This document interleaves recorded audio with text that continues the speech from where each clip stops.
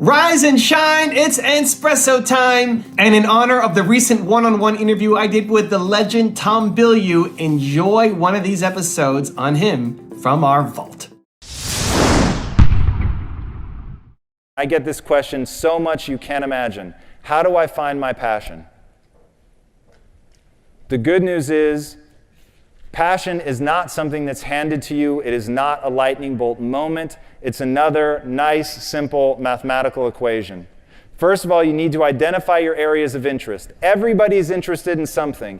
And I find the big problem is people stop themselves because they say, yeah, well, the thing that I'm interested in couldn't possibly be a business. So let's take video games back in the 80s. Back when everybody thought that video games were a joke, you're ruining your brain, it's like intellectual candy, kids get off the computer, go play outside, Nintendo's a joke, it's ridiculous.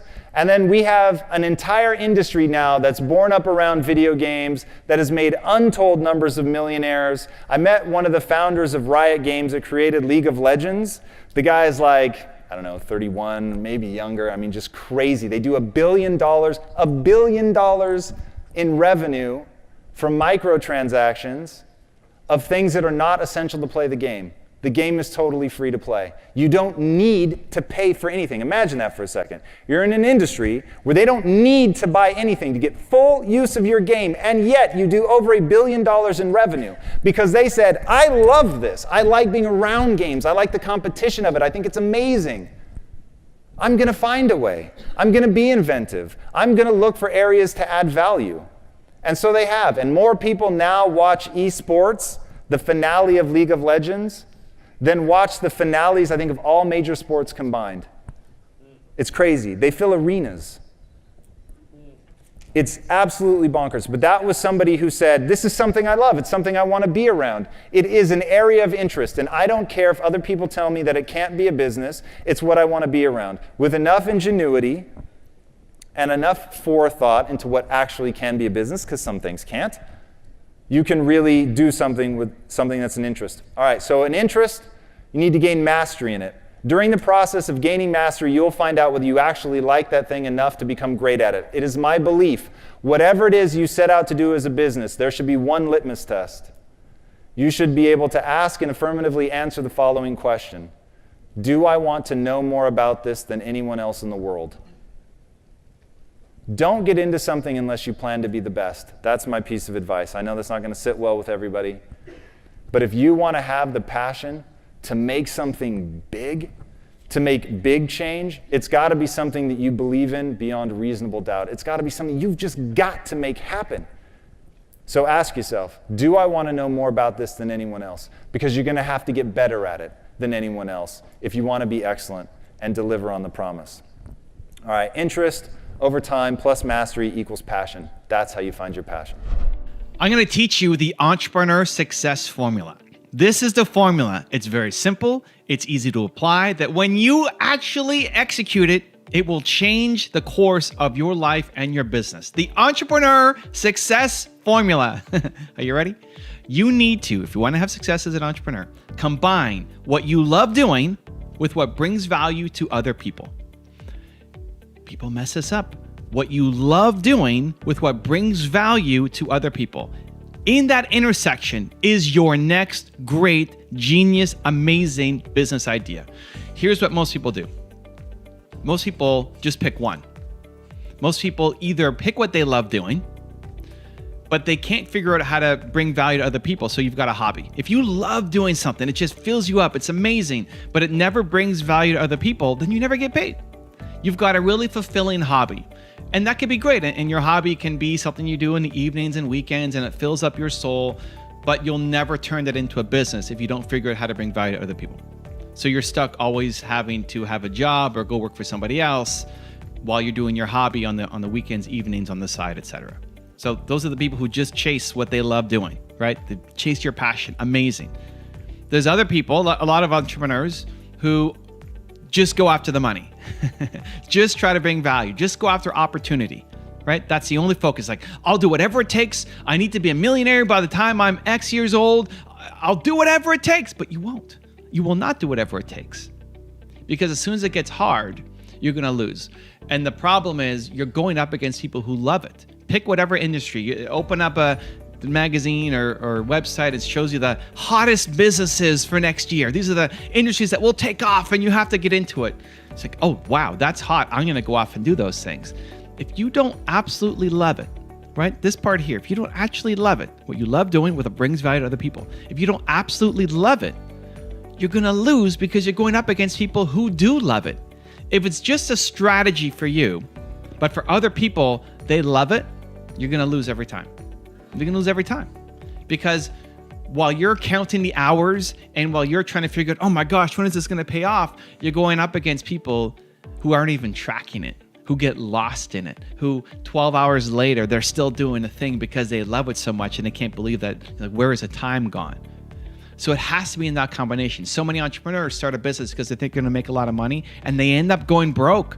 And it wasn't because the idea was bad. The idea could have been fantastic. The problem was you didn't love it enough. You didn't care about it enough. It was just a strategy. It was just an opportunity for you instead of being actually something that you love. So the entrepreneur success formula, you start with doing what you love and then you figure out how to bring value to other people doing it. Another way I like to explain it is your heart and your head. So you make the big decisions in life with your heart and the small ones with your head. What you work on, what you do, what you're spending your time on day in, day out has to be heart driven. It's got to be something that fills you up with so much joy. But then your head needs to be part of the equation too, to say, okay, heart, that's great that you love doing this thing, but how are we going to make money? How are we going to bring value to other people? So you make the big decisions with your heart. And then you use your head to figure out how to make it actually practical. So you're not just daydreaming constantly in la la land, we're actually turning it into something that can have a massive impact on the world. The entrepreneur success formula. You got to do what you love and figure out a way to bring value to other people doing it. When I started making my YouTube channel, I never thought I was going to make money. I did it because I love doing it. I did it because I wanted visual content. I'm a visual learner. I struggled in reading books. It took me a long time. When I read a book, unless it's really short chapters and really spaced out well, I would find myself reading 5 pages of the book and then realizing I read 5 pages and I have no idea what I just read. So I had to go back and read those 5 pages again. I would look how long a chapter was and see, oh my gosh, it's 40 pages, this chapter is going to kill me. I read because I needed to, because I wanted knowledge, but it was a really inefficient way for me to learn. I'm a visual learner. I like to see things. And so I said, well, why hasn't somebody made this? And I wanted to be around successful, famous entrepreneurs because I didn't have anybody in my life who had achieved what I wanted to achieve. And so that was the root of why I started making my videos and my content. And before YouTube, I had my website, which was similar idea of sharing the stories of famous entrepreneurs and what you can learn from their success. So I did it for myself and then figured out how can I do this so that I can make money doing it, so that I can do this as my full-time thing, so that I can recruit a team of people to help me do this. So now we've got a team of people who are all building these channels with me so I can create even more impact and make even more videos. The combination led first with what I love doing. I want to create content that speaks to 19-year-old Evan who was struggling, who doesn't know what to do, who was making $300 a month, was broke, who wanted to do something big but had very little belief in himself and didn't have a plan for what to do next. I still make my videos for 19-year-old Evan. And I had to figure out a way to turn it into a profitable business so that I can have a bigger reach and be able to do this full-time plus and have a team to help me do it. Entrepreneur success formula, what you love doing with what brings value to other people. Okay, so how do we do it? How do we start to figure out that process? That's an easy formula, but underneath it, let's dive a little deeper to give you even more value. Step number 1 is embrace the and. Most people are thinking or. Most people are thinking, do I do this or do I do this? Do I do this business or do this business? If you think about your passions and your interests, right? What do you love doing? What's your heart-centered thing that you could do all day? You probably have a couple things and you feel like you have to pick. This is the mistake. People feel like you have to pick. You don't have to pick. The actual selection is in doing both of those things combined. A lot of people have said some amazing things about me. It's very humbling. I think of Ed Milet and Gary Vee, where Gary Vee called me the DJ that likes to watch so much content and then spin it to inspire people. And Ed Milet said that I'm the modern day Napoleon Hill. Napoleon Hill is the biggest influence of all time in personal development, and I'm the modern day Napoleon Hill. First off, that's extremely humbling, but why are they saying that? This is how I'm unique. because I love consuming all of this stuff and I love spinning it and mixing it up as well as adding my own message to things. This is how I'm different. There's a lot of people who are just sharing their message, and there's a lot of people who are also mixing things together, but there's nobody who's really mixing things together and sharing their own message, right? So instead of looking at those two things as different, right? Like I got to pick this or this. Like I'm going to combine them, and that's how I'm going to be unique. So think about your different interests. What do you love doing? What are your top 2-3 things that you can get lost in, and they feel completely different? Your genius is going to be in actually mixing those things together in a way that's never been done before, and then using that to bring value to people. Stop thinking or, and instead embrace the and. Step number 2 is try to get as close to customers as possible. So it's great to be making, it's great to be creating, it's great to be, imagineering of where you could go. When you start to solve the problem for yourself, that's a great step 1, because there's probably a lot of people who currently are who you used to be, and seeing how you solved it for yourself, sharing the videos.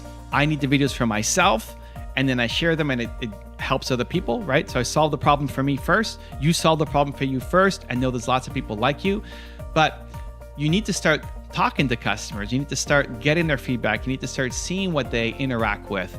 And that can help guide a lot of your future product or service creation. You need to get out of just sitting by yourself on your couch researching and into actually talking to people. So a quick example from my channel, the whole top 10 rules for success thing came because I just made one video on Kanye West. That's why he's on the wall behind me. I made one video on him, and then people started requesting more. Hey, can you do Dame Dash? Hey, can you do Jay-Z? Hey, can you do Jeff Bezos? Hey, can you do Steve Jobs? Hey, can you do these people?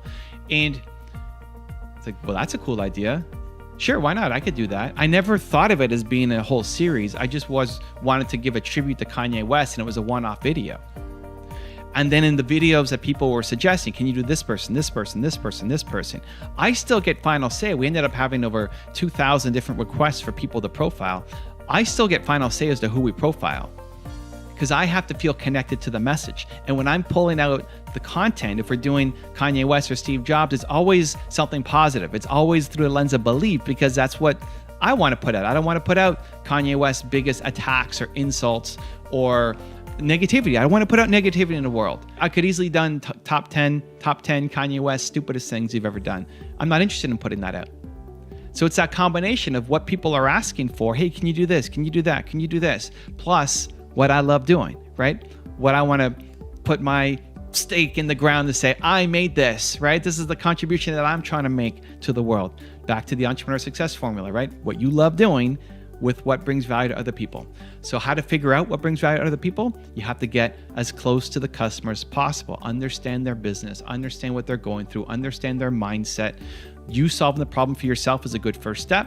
And then going into, okay, what are you struggling with? So number 1 is embrace the end. Number 2 is get as close as possible to the customer. And then number 3 is solve a problem. Solve a problem. As you're talking to customers, as you're talking to people who will be using your product or your service, who will be engaging with your content, as you're talking to these people, what is the problem that they're facing? What is the struggle? What is the challenge that they're facing? And then help them accomplish it. If I apply it to myself and the YouTube channels for context, one of the biggest challenges I think people have is a very poor environment. You've got people in your life who keep you where you are. Some people may be telling you that you can't do things. That's the worst case scenario. Some people might be cheering you on, but they can't guide you. You're not inspired by them. The people around you are not inspiring enough for you. And that's why you're stuck, because the environment is keeping you small.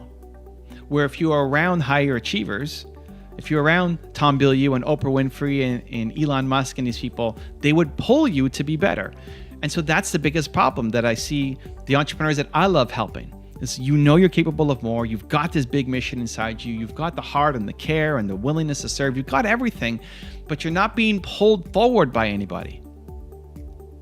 And so I want to try to create that through content, because you may not be able to hang out with Tom Bilyeu and Elon Musk and Oprah Winfrey, but every day on YouTube, you can hang out with Tom Bilyeu, Elon Musk, and Oprah Winfrey from the content that I'm going to make and create, right? So that's the problem that I'm trying to solve. And I get that because it was me who struggled with it, but also the people that I see who I connect with, who are watching the videos, they're leaving feedback for me. And I'm talking to them and I realize you've got everything. You've got everything. You've got everything. You're just missing that environment to push you forward. So that's the problem that I solve. What is the problem that you solve? When you can combine your passions, right? Step number one, you're combining your passions. Step number two is we're talking to customers, people who are going to use potentially what we can create. And then you're understanding what their problem is and you solve it for them. That's how we start to build a successful business. Back to the entrepreneur success formula. If you get this formula, if you apply it, it's simple, it's basic, and it's one of the most powerful things you can ever do. And it's one of the biggest reasons why entrepreneurs don't win, despite having the heart and the care and the service. You have to combine the thing that you love doing with all your heart with something that brings value to other people. Bring those things together, and you're onto your next successful business career. Good luck. Also, to make sure you're actually taking action after watching this video, I've designed a special free worksheet just for this video. The worksheet will highlight all of the lessons learned in this video, as well as pull out our 3 favorite learnings and quotes that will inspire you to actually do something. The worksheet will also give you space to write down what your key takeaways are and your specific plan of action to make sure you're getting results. If you want the worksheet designed specifically for this video, absolutely for free, there's a link in the description below. Go click on it and start building the momentum in your life and your business. I'll see you there. Always being honest with who you are, where you're at, what is true for you. Even if you can't say it to the outside world, always being willing to admit it to yourself is so unbelievably powerful. That was something that I had this really big crisis in my early 20s where I realized I was telling everybody that I wanted to be successful, but the way that I was acting was like I just wanted to feel good about being smart. And I didn't know enough to be successful if I was always trying to be the smartest person in the room. And so they came into conflict. And I remember the room I was in when that occurred to me that, hey, if what you want is to just feel smart, you need to quit this company, get the hell out. No judgment. If that's what you want to do, fine. I don't want to live in this sort of sketched out world anymore of where I talk this big game, all my ambition, all the things I'm going to do. But in reality, I spiral out of control the second I feel stupid. And I mean, it was devastating. I would lose days to being upset and traumatized and thinking badly about myself when something would occur that made me feel dumb. So anyway, I would argue for bad ideas just because they were mine. I needed to feel smart. And I realized, okay, hold on. This is a thing. So no judgment, be honest with yourself. And that opened the world to me. Once I wasn't trying to pretend that I was a certain way, and I was just really honest with myself about who I was at that moment. I was changeable, and I was willing to believe that. But in being honest with where you're at, now you can put together a plan of action. Listen and listen well, because no truer words are ever going to be fucking spoken. You can do anything you want without limitation. Whatever it is that you decide you want to make come true in your life, you can do that. It is going to take an inhuman amount of work. You're going to have to be prepared to break yourself in half. You are going to have to learn more than anyone has ever learned. You're going to have to push yourself harder than anyone has ever asked you to push yourself before. You're going to go way beyond your breaking point. You're going to run until you vomit. You're going to study until you fall asleep. You're going to push and push and push, and then you're going to push some more. And when you hit the limit, you're going to push again beyond that. You're going to force yourself into an adaptation response. And why? Because as Malcolm X said, the future belongs to those who prepare for it today. So if you don't put the work in today, if you don't do the unending, back-breaking work of developing yourself into something greater, the world is going to pass you by. The people that are going to own it are going to be the ones that did that work. And the one promise that I can make you right now is that somebody out there is outworking you. Somebody right now is doing the things that I'm saying. Somebody right now is doing the work of failing and getting up and getting better and pushing themselves and triggering that glorious adaptation response that makes humans the apex predator. Someone right now, they're putting in that work. And if you don't, the future is going to belong to them. And as Martin Luther King Jr. said, if you can't fly, then run. If you can't run, then walk. If you can't walk, then crawl. But whatever you do, you have to keep moving forward. It's not okay to make excuses. It's not going to slow people down. It's not okay to ask the world to stop so that you can step out front. It's not okay to expect little of yourself and demand great rewards. The only thing that's okay is to be in line with the way that the world really works. And if you want to be great, you've got to become capable of greatness.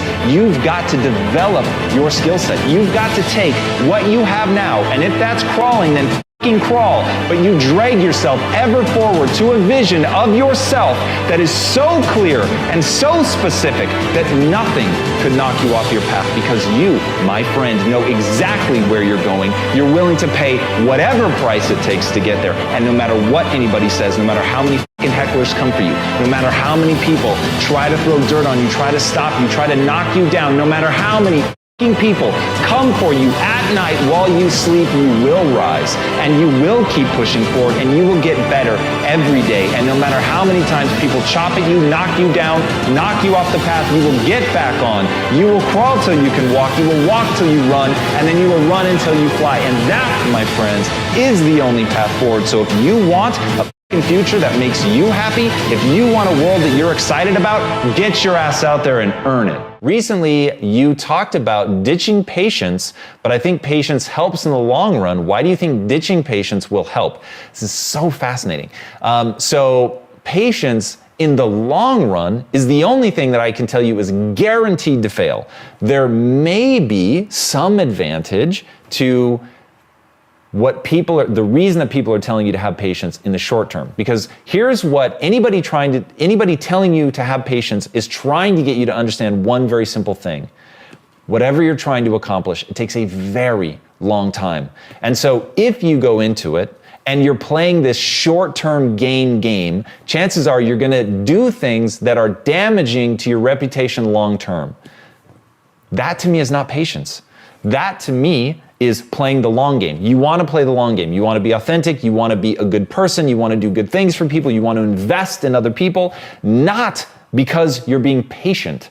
Because patient to me is a very passive position. It's saying, look, I'm not going to go all out today, because at the end of the day, this is going to take time. This is a marathon. It's not a sprint. And so I need to pace myself. That's what people hear when you tell them to be patient. I know, because I've seen it play out thousands of times.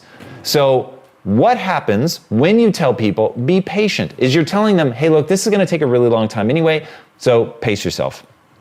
Here's the reality, and you're gonna feel the truth of this instantly. Most dreams never come true. Most of the people that you know, most of the dreams that you've had for yourself, they haven't come true. Why not? Because they're brutally difficult. The world is going to resist you. It is not going to be easy to overcome entropy, to overcome inertia.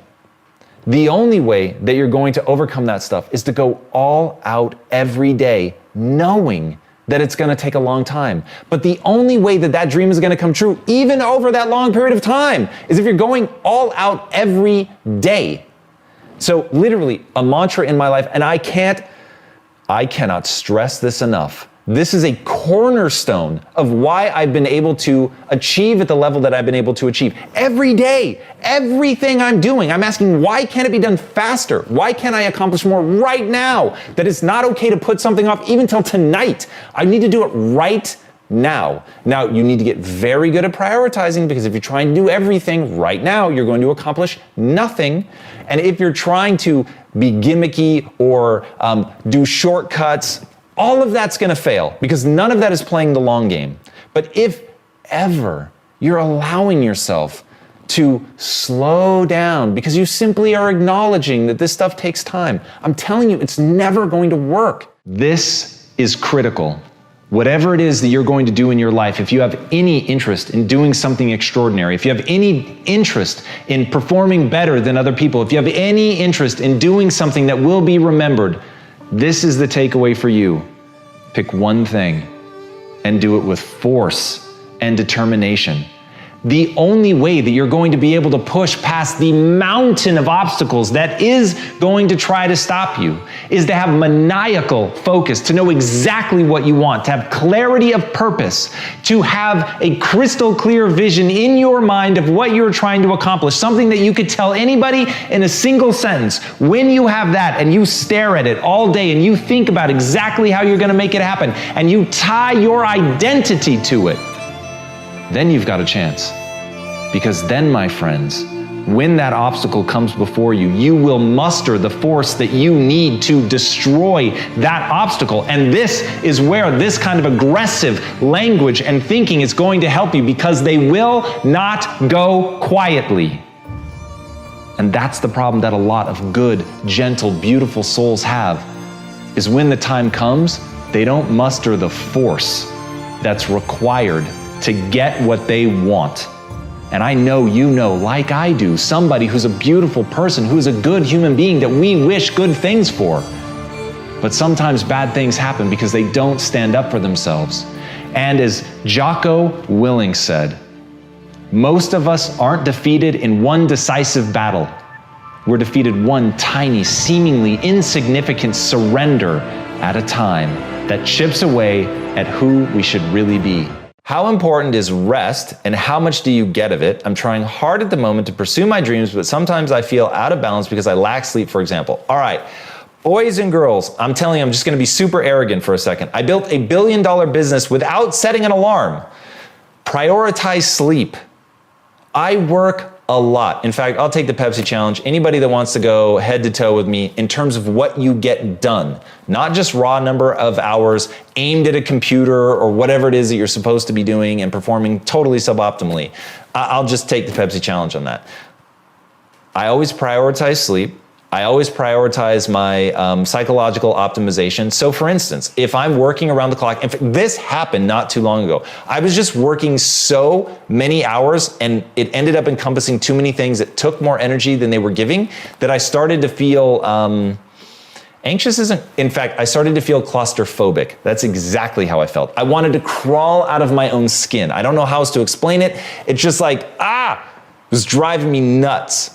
And I realized I need to chill for a minute. I need to meditate. I need to take an hour and go do something that's still moving me towards my dreams, because that's my thing, but that I really enjoy. And so maybe in those moments I go read a comic, because we're building a comic book publishing empire. So that's part of what I need to do anyway. But reading the comic is fun. I also need to meditate and just literally breathe from my diaphragm. So get the sleep that you need. That's super critical. You do not need to set an alarm. Sleep as much as you need to. And by the way, if you're doing things that are exciting to you, I know people, some of you are gonna believe me because hopefully I've earned the credibility with you up to this point, and some of you are gonna call total bullshit. You can ask my wife. I can set an internal alarm clock in my mind only if I'm excited about something or really stressed out, but that's a whole nother thing which I try hardly to do ever. But when I'm really excited about something, I can set an internal alarm clock. This morning, I told myself, wake up at 4:15. What time did I wake up, boys and girls? Not 4:14, not 4:16. I woke up at 4:15 because that was the time that I told myself to wake up. I can usually get within 5 minutes of what time I tell myself to wake up. It doesn't always work. And if I'm tired, I don't give myself that edict. I tell myself to sleep as much as I need. But when I'm really excited about something, there's something I want to get up and work on, and I'm afraid there just won't be enough time, and it's a reasonable amount of sleep. I'll say anything north of 5 hours, I can usually get myself to just wake up. So get the sleep. Prioritize cognitive optimization, because then you're efficient, and efficiency is the name of the game. So sleep, sleep, sleep. I am not a guy proposing set your alarm, get up at 4 a.m. no matter what. It's not me. Go to bed early, get your sleep, meditate, get in a good, peaceful, calm, creative state so that you can really crush it. Would you be in favor of college students or anyone that may be considering it to take some time off to travel and experience as many new things as they can in order to find themselves? So absolutely, but not to find themselves. So you create yourself, you decide who you want to become, but figuring out who it is that you want to become, that is something that requires you to encounter a lot of things, to experience a lot of life. This is Kevin Kelly's whole notion of don't Prematurely optimize. I think that's some of the best advice young people are ever going to hear is you really want to go out and explore, discover new things so that you can find what it is that you find interesting. Then that's where the discovery process ends and the developing process begins. Then you begin to create this notion of who you want to become, and then you go down the path of becoming that, gaining those skills, developing mastery in a certain area. But first, really make sure, because you're going to give at least a decade of your life, if not more, to any one thing. So making sure that that's something that fills you up instead of chipping away at you is really, really important. And the only way to do that is to experience a whole lot of stuff. So yeah, I have no beef with taking that time off to go explore and discover new things. I think it's incredibly powerful. You've got two choices in life. Choice one, you can become somebody else. Choice two, you can become yourself. Now, I really wish that there was only one choice, but in truth, there's not. And most people choose to try to become someone else because it's a roadmap. It's points in a direction. You see someone, you respond to something, you admire them, you want to be like them. And in that process, you've made your decision. In that process, you've decided to become somebody else. You have mistaken the finger for the moon. Instead, you need to understand that being inspired by somebody does not mean to become that person, to become that which inspires you. It is to understand fundamentally, what is it about that thing that excites you? What is it? What is its essence? And when you can find its essence, then you can find out how it would apply to you becoming you.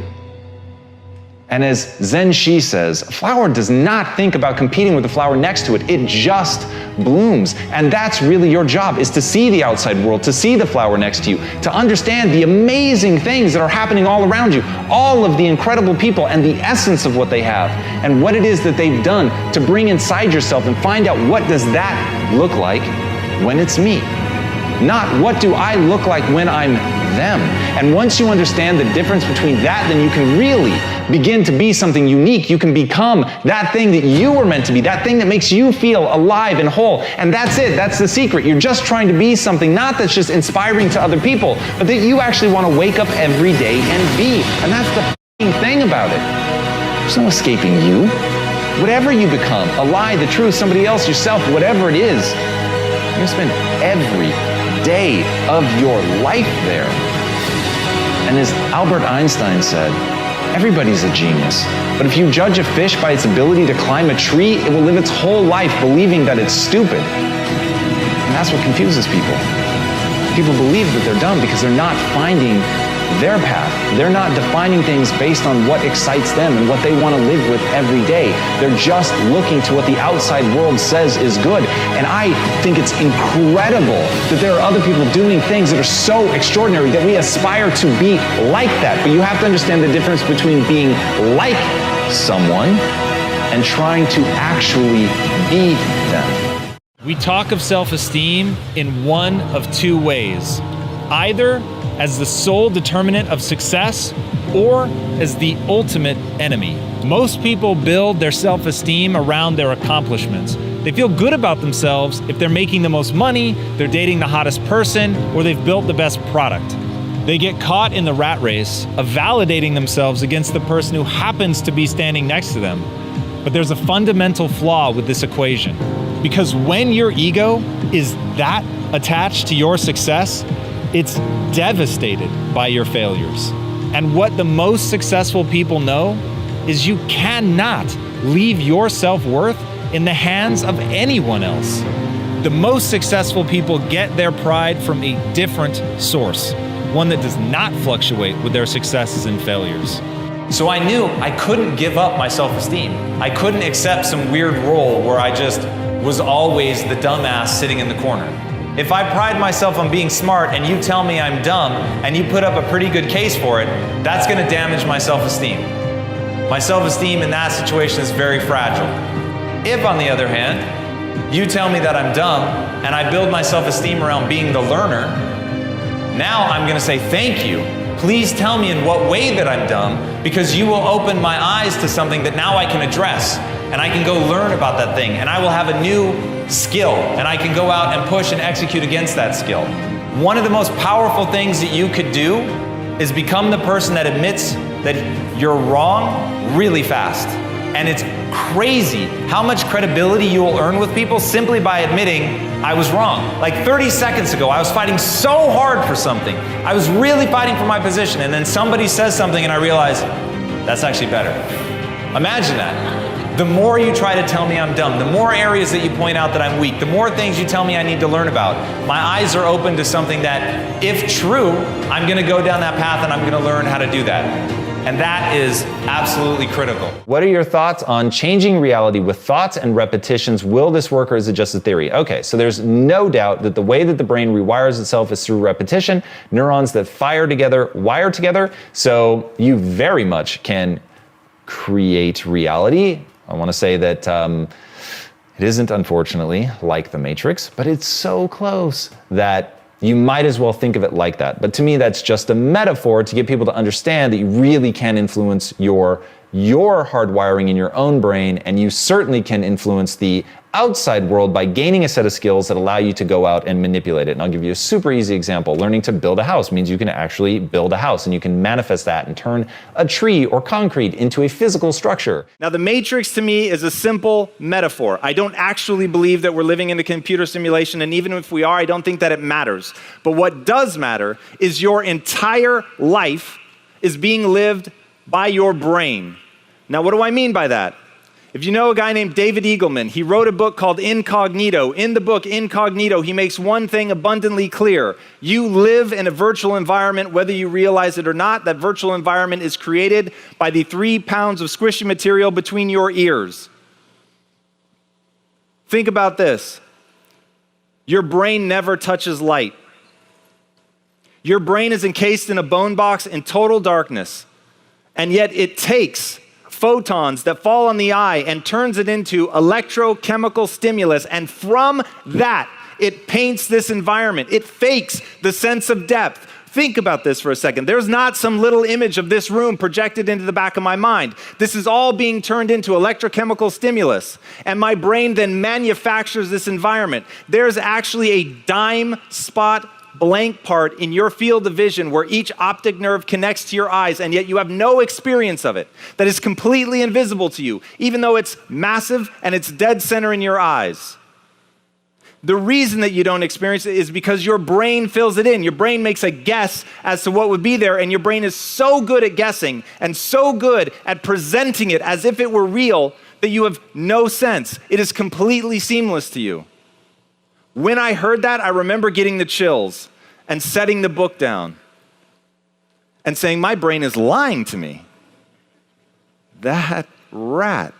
Now, the question becomes, if this is all made up, if the sense of distance between you and I is completely manufactured by my brain and it's not real, meaning what I see of it, it's real enough in that if I walk, I'll hit you at about the point that I'm expecting to bump into you because my brain can create that sense of distance.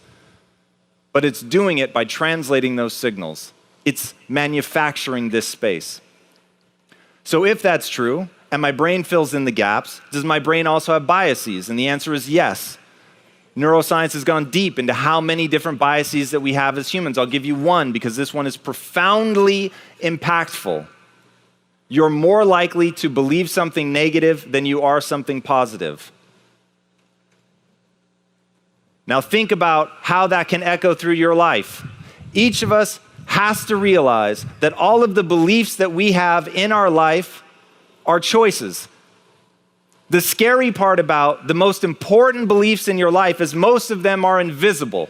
I'm going to give you a couple questions that will highlight invisible beliefs that you have that are controlling your life, that are exactly why I say the Matrix has you, because depending on how you answer these questions will determine your life. And if you don't recognize something scary in your own answers, think about the people that you love, that you want to help and you can't, and you wonder why. The answer is almost certainly related to how they answer some of these questions. Number one, this comes from Einstein. He said, the most important decision any human being must make is whether or not you live in a friendly or a hostile universe. Now, he could have said realization, but he didn't. He said decision. You have to decide, because there is no empirical truth. You don't live in either a friendly or a hostile universe. You decide, and that perception, that viewpoint from which you judge everything else that happens in your life will be colored by whether or not you think it is a universe that is working for you or against you.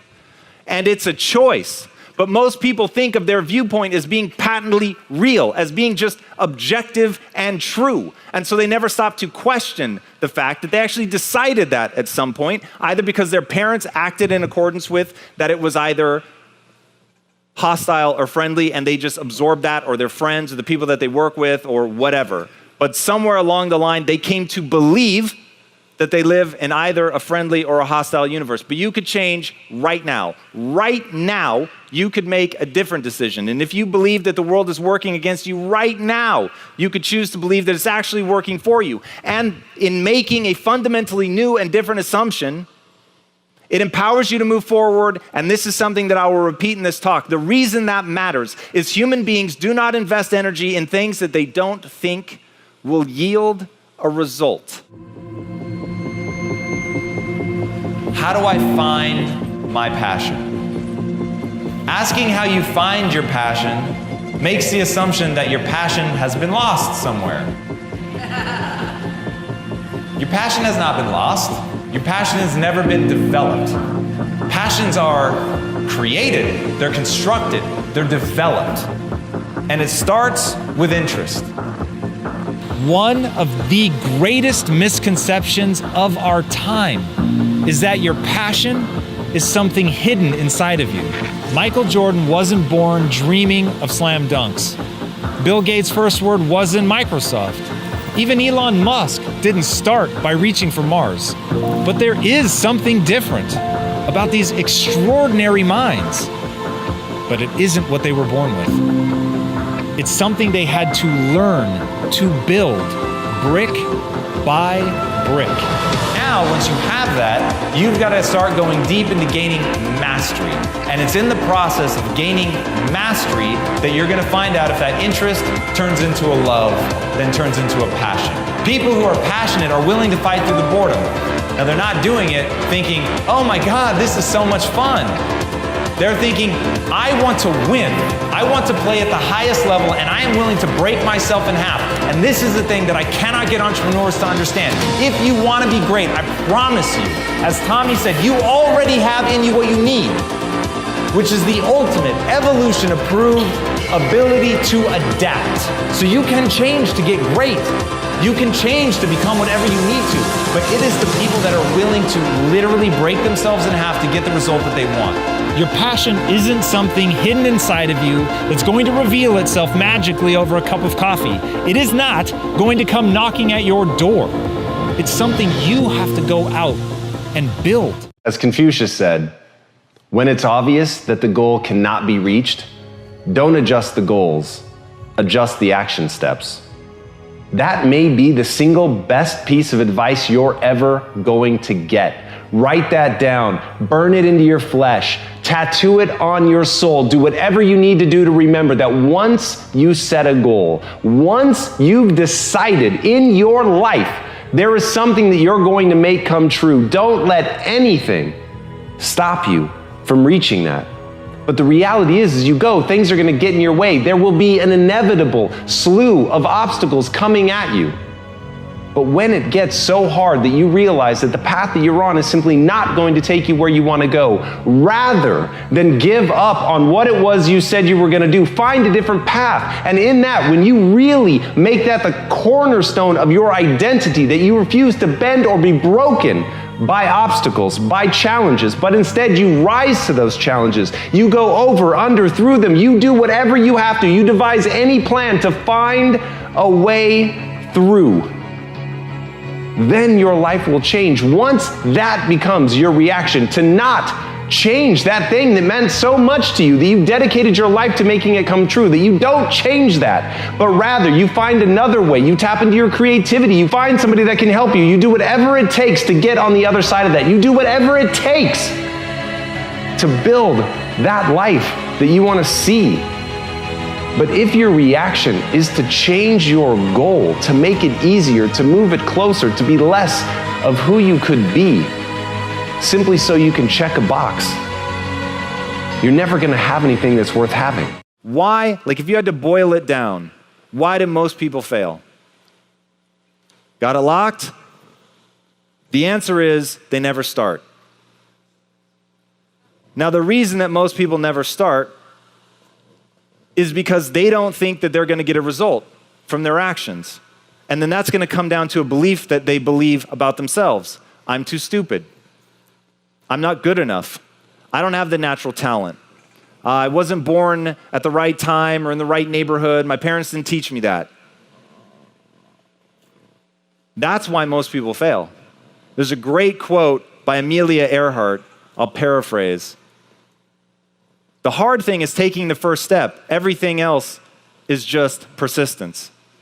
And I've always loved that quote because it's so true. It doesn't mean that you're going to get it right. It doesn't mean that just because you start, you're going to win. In fact, most likely, the first thing you do, you're going to fail. Think about all the times that you guys tried something and it failed, or the first time when you tried to get the business going and it didn't work, or the first house you tried to sell and nobody went for it, or the first time that you lost money. And the question is, what did you do then? If you learned from it, doubled down, figured it out, focused only on the truth, then you'll move forward. You move forward because you believe you can learn. And that's that thing, hiding in that. And this is the thing when people ask me, hey, my mom or my wife or my husband, whatever, they don't have that belief system. They don't have what Carol Dweck calls a growth mindset. How do I get them there? The answer is you don't until they are convinced that they can learn anything that they put their mind to, that their energies double down into that area of gaining skills will actually pay off with a real world ability to do something new. They're not going to act. Kobe Bryant, one of the greatest athletes of our time, would show up on game day, and if he saw anybody else at the gym as early as him, even though he was always the first on the court, he would end up practicing longer than that person. And I had the honor of interviewing one of those people one time. And he said, I went up and asked Kobe, we have a game in an hour. Like, what are you doing out here practicing so long? And Kobe said, I needed you to know that I was willing to outwork you. And in that game, they ended up winning. And that lesson stuck with that guy forever. When you're willing to put in the work, when you're willing to take control of your environment and put yourself through the stressors required for adaptation, you literally can become anything. And my life is proof of that. I hear people talk about luck a lot, and I know that people think about the role that luck plays in their life. But the reality is, luck is all around. Luck is ever present. Luck literally is coming to you every day. It's passing you by. It's happening to you right now. But the question is, are you able to take advantage of the luck? Have you prepared for the luck? And I think that it comes down to we have a misconception about what luck is. We think of luck as something as being passive, that we sit, we wait, we're in some obscure place, and still somehow the luck finds us. But the reality is we're awash in luck. What we're missing is the ability to make use of it. If you have a bunch of bullets but no gun, you really have nothing. If you have a gun but no bullets, the same thing. The magic moment comes together when you have two things that work in conjunction and you have them both. You can't have luck without the diligence. You can't have success without the skills. You've got to spend your life preparing to capitalize on that luck. And to look at what somebody has done, to look at a moment of success in their life and to say that it was luck is to create a frame of reference for you in which you can't see how you yourself could leverage what you have to get lucky. One thing I want to make really clear, and if you ignore everything else, this is the one where you stop and you pay attention, because this could save years of your life. The game you're playing is not success. The game you're playing is not money. The game you're playing is brain chemistry. The only thing that matters in life, truly, the only thing that matters in life is what you think about yourself when you're by yourself and have nothing but your own thoughts. If in that moment you feel good about who you are, who you're becoming, what you're capable of, and what you're willing to do to make a better future for yourself, those you care about, and other people around you, you will love your life. It is the single most pleasurable neurochemical state is deep fulfillment. okay? Not happiness. A bowl of ice cream brings me a lot of happiness, but it is a very transient experience. Deep and lasting fulfillment matters, and what that comes down to is how you feel about yourself when you're by yourself. The piece of advice that I always give to somebody, whether it's an entrepreneur or somebody who wants to be the greatest parent of all time, what is your goal? You've got to start with your goal. Everything works backwards from that. Simon and I did a video that essentially broke the internet about millennials. Somebody watched it. What got Simon on the world stage is this whole concept of why. You've got to know why you're doing what you're doing. If you're just showing up every day to cut and dye hair, to keep your lights on, you're going to have far less energy to make it through the hard times than somebody who is there to help transform somebody, to help make somebody their best, to help them feel their best. And I hope that you guys saw that video not too long ago of the hairdresser that went around and he was doing makeovers on homeless people. Right? Man, it was incredible. It was so beautiful. The look on their face at that moment where they see themselves for the first time in front of the mirror and they are seeing something totally new. They're seeing a version of themselves that they did not know was there. And the ability to give that gift, like it is so easy to get lost in the day-to-day grind of what you do, what any of us do.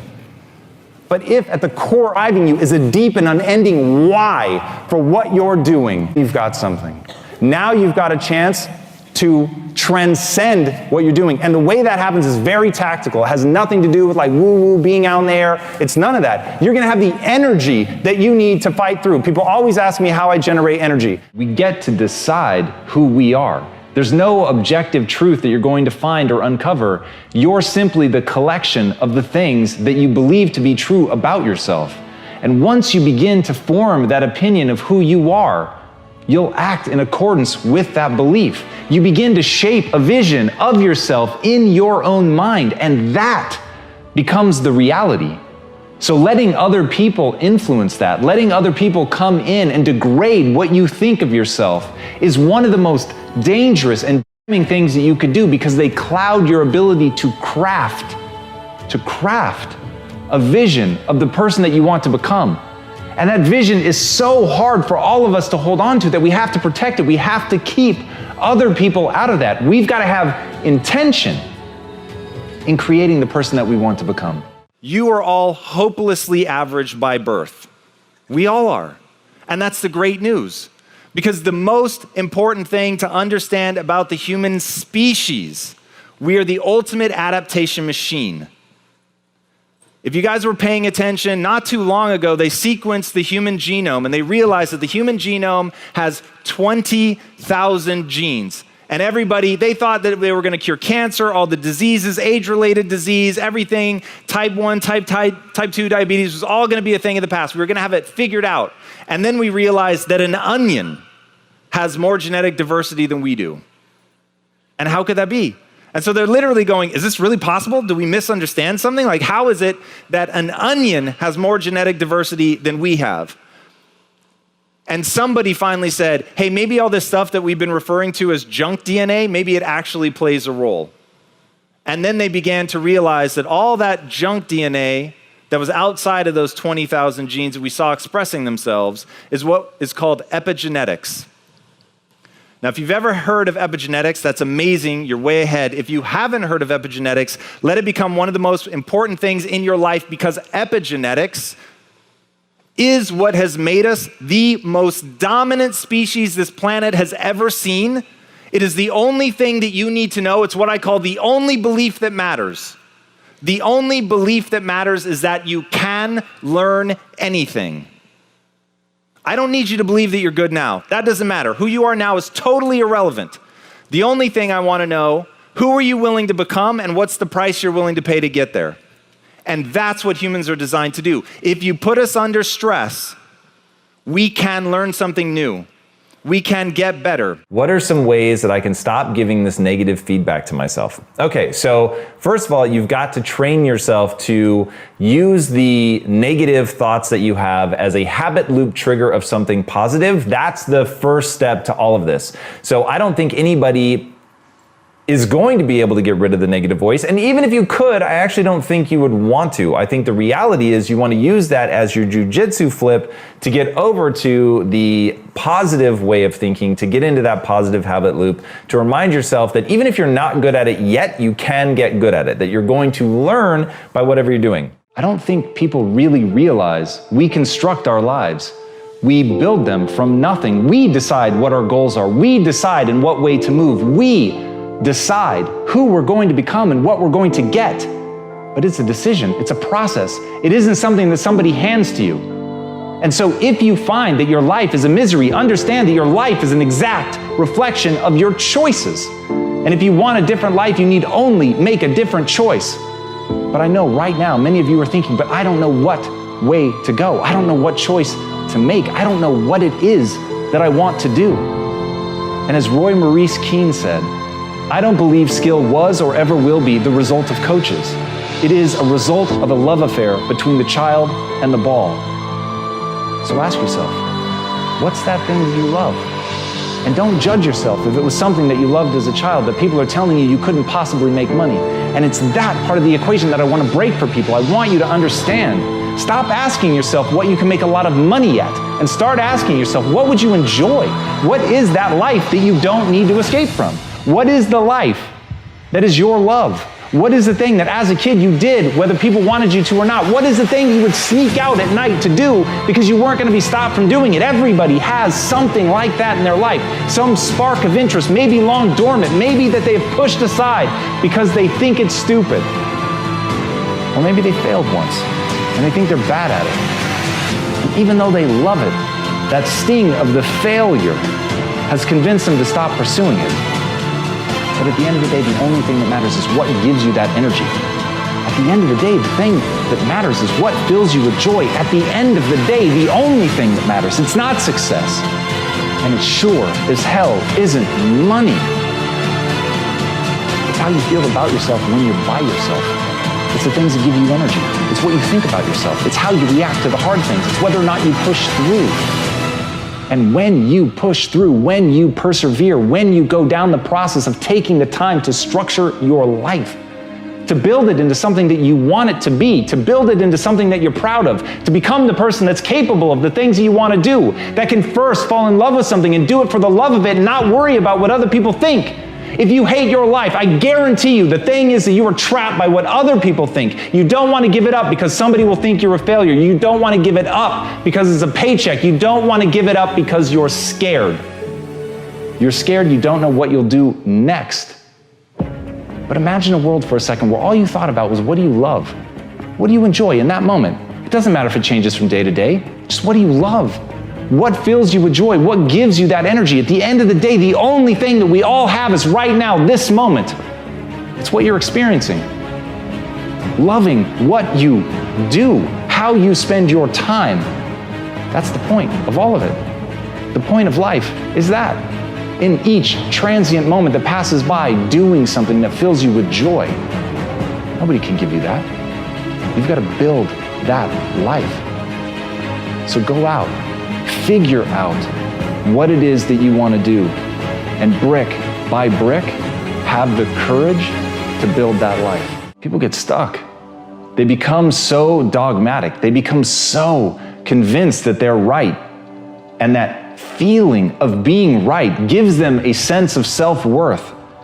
And I'm telling you right now, with compassion, because I want to see you win, valuing yourself for being right is a trap. Thinking of yourself as smart is a trap. And I get it, man. I know how good it feels when you're right, when you had the right idea and it goes out and it wins. That feels so good.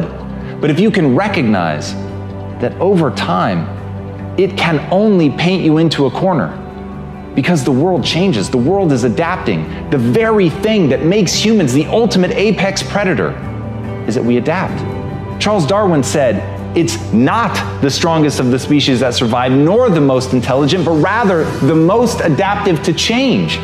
You've got to be willing to change. You've always got to be willing to seek out disconfirming evidence. You've got to hunger for it. You've got to want to be proven wrong. You've got to literally invite people into your world that are going to point out flaws in your thinking, because your thinking has already taken you as far as it's going to. So if you want to get farther, if you want to get to that next level, you've got to stop valuing yourself for who you are, what you think, how smart you are, when you're right, when you're wrong. All of that is irrelevant. You've got to value yourself entirely on your willingness to admit that you're wrong. You've got to value yourself on your willingness to learn. You've got to value yourself for your willingness to sit humbly at somebody's feet and seek their wisdom. To not try to be the hero, but instead to try to be the one that collects the knowledge. When you can flip over into that, when you can value yourself for a willingness to stare nakedly at your own inadequacies, you'll start to make progress in life. But no matter how far you've got, no matter how much you've won, no matter how certain you are, no matter how much the things you've done in your life have proven to be correct, as Charlie Munger says, you must force yourself to consider arguments on the other side. You can always reject them. You can always look at it and really think about it and say, at the end of the day, it's just not correct. But when you're trying to hold on to your ideas simply because they're your ideas, or simply because they worked in the past, or simply because you like them, you will fall into a trap of dogma, and you'll no longer be able to see fresh ideas and move in new directions. But if you're willing to acknowledge that this world is constantly moving, it's ever changing, the only thing true about the future, always and forever, is that things change. And if your thinking doesn't change, you'll never be able to keep up. So if you want to do something extraordinary with your life, step number one, always seek out that disconfirming evidence. Always look at arguments from the other side. If you're able to do that, then you'll always be able to stay ahead of the curve, and aging won't be a problem because you're going to stay fresh in your mind. You become invincible when you bend and not break, and that's what this kind of mindset will allow you to have. So if you want to win, stop thinking about how you're right and start asking how you're wrong. If you want to see me sit down with Tom Bilyeu, I think you're going to love it. Check the video right there next to me. Continue to believe. I'll see you there. I was worth $2 million on paper, and I'd never been more unhappy in my life.